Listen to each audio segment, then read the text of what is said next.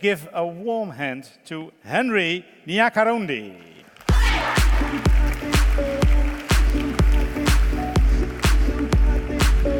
Henry, welcome. So I read, and you're probably going to talk about it, but let me ask you a quick question. I read about Rwanda a little, and then I think you said that in one of your in the booklet. It says only 18% of the population there has access to electricity. 20, and more than 70% has a mobile phone. So is that the core inspiration of starting this? Partially, yes. The rest was, I was trying to have an impact, which I'll talk a little bit about it, but that was the initial idea.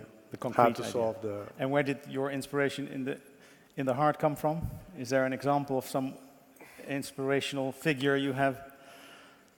It's one of those time where you reflect on, where you've been and where you're trying to go, and you ask yourself, what direction are you going to take in? That's one of those moments, and that's what I decided to do here. Be the inspiration for the young generation. Thank Good luck. All right, thanks.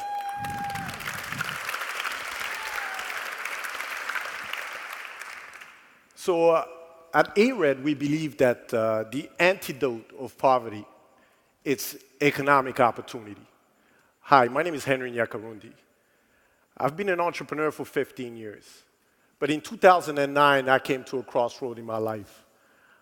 I wanted to use my skill set to truly bring some solution and fight one of the biggest challenges the continent is facing today, is the fight on poverty. Let me give you some facts. By 2050, Africa will have 2 billion people living on the continent. 50% of the people will be living in semi-urban or urban areas. As of today, 400 million people are living in poverty.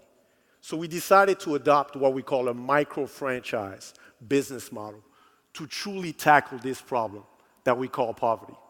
But what do you need to start a business or a micro-business? First, you need energy.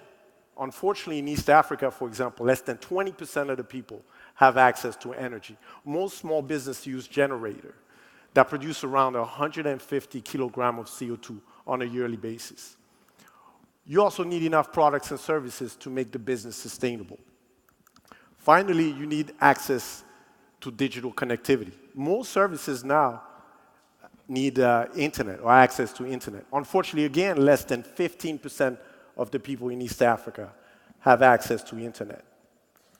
So we developed an affordable, sustainable, green business in a box we call Shariki Hub to truly empower people at the base of the pyramid. How do we do this? Well, we start with the kiosk, and I'll start from the bottom up. It's a mobile unit, so it's very easy to implement. It has a battery system, so they can work it through the night. They can charge up to 30 phones at one time. We provide Wi-Fi connectivity, whether it's internet or intranet. We also can distribute audio content through our speaker system for those who don't have a smartphone.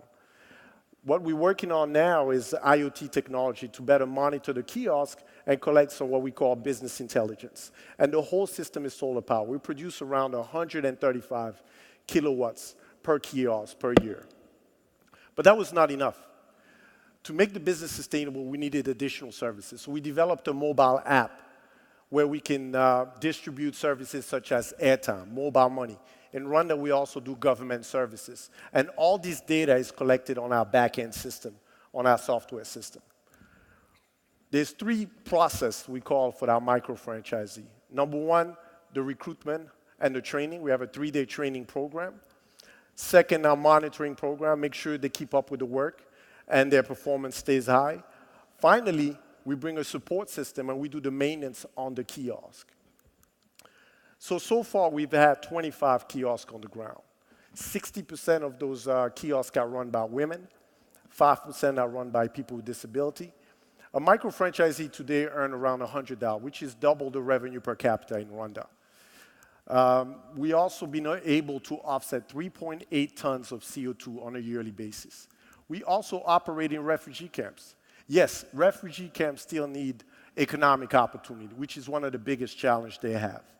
Finally, the last 3 months, we've been able to do 48,000 transactions, which is the equivalent of what we did the whole year of 2016. We have what we call a triple bottom impact. Our social impact with the job creation, our environmental impact, we plan to recycle the component of the kiosk, and our technological impact with affordable connectivity. Our goal is simple, 10 years, 20 countries.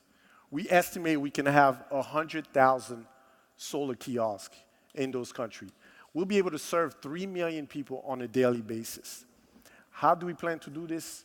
Very simple. We developed what we call a licensing, where we'll be licensing the business model and the technology. And with the Green Challenge, we can truly do this.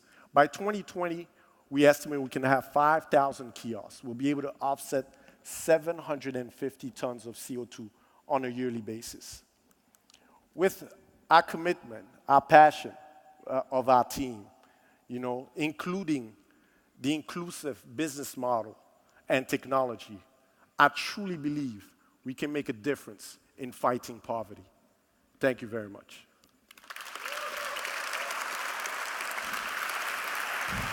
Thank you, well done.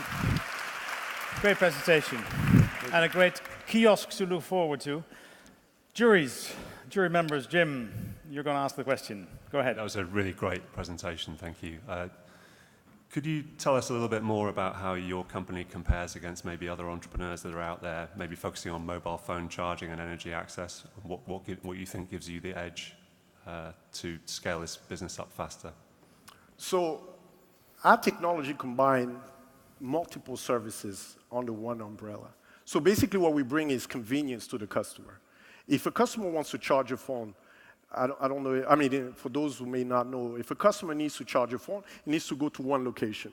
If he needs to purchase a service, he needs to go to a different location. If he needs to be connected to the internet, he needs to go to a different location. What we've been able to do is combine all the services under one umbrella. And the fact that, if you want to run a business, as I mentioned, in rural area or semi-urban area, without energy, you can't do that. And the fact that the kiosk is solar, that's the edge we have also. Thank you. Okay, we open the floor to you all. Please raise your hand. There's one question. Go ahead.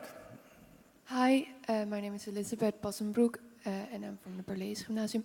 How will you make sure that the phones don't get, people don't steal the phones? Because if you have to stay with your phones, it takes a while to charge it, and you can't work and can't get the money you need. Great question. So remember, this is a micro business. So as a micro franchise, they're responsible of their customer. So when a customer come and bring their phone, they give them a small tickets. So it's a sticker they put on the back of the phone and they get a ticket. And the average charging on a customer, depending on location, is between 30 minutes to an hour. So most area we in is high traffic area. One of the busiest place we charge phone is our refugee camps.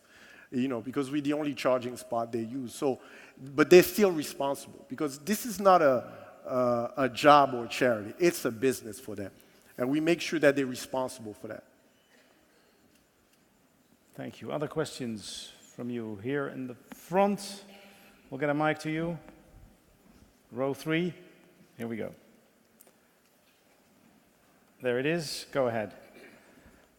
My name is Chris Westra. I was wondering, in your future plans, there are 2 white islands, Zimbabwe and Swaziland. They're not covered by your future plans. Can you give an explanation for that? Well, those countries we selected was countries I visited that we believe where the need is. That doesn't mean that the other countries will not be selected. It requires a certain key ingredient to make this business successful. So for example, there's countries that are not ready. Connectivity, we work with telecom company, for example, to bring the connectivity from our kiosk. So if the network is not that good, it's going to be challenging. We also need partners to work in those countries. The challenge in social impact is that the margins are so small. It requires a lot of different ingredients to make it sustainable. And that's what we haven't said. That doesn't mean that we're not going to be there. We just didn't do the research yet. But our goal is to be as many countries as possible. Okay, here's one more. Go ahead. Hi, my name is Leon Simons. I mainly work in Ethiopia as an entrepreneur. Great presentation, good job. Can you say a bit about the investment which the entrepreneur has to make and what the return of investment is? Thank you. Yeah, so micro-entrepreneur makes, I'll talk about Rwanda, obviously, but they make a one-time investment. For the man, is 50,000. For the women, well, 50,000 Rwandan franc, so it's around $50. For the women, it's 25,000, which is around $25. And people with disabilities, around $10. The reason why we broke it down like this is because women and people with disability don't have the same access to funding as the men. But that's a one-time. That includes training, transport of the kiosk to the location where they're going to be at, and the maintenance. The goal is not to make money on the kiosk, but on the services we provide from the kiosk. Okay. Great, thanks. I'm very flexible in time-wise. No, yeah. The other two got that question in the red, so no worries. But thanks a lot for doing this presentation and answering all these questions. Good luck with your plan. Thank you. Henry, Naya Kurumbi.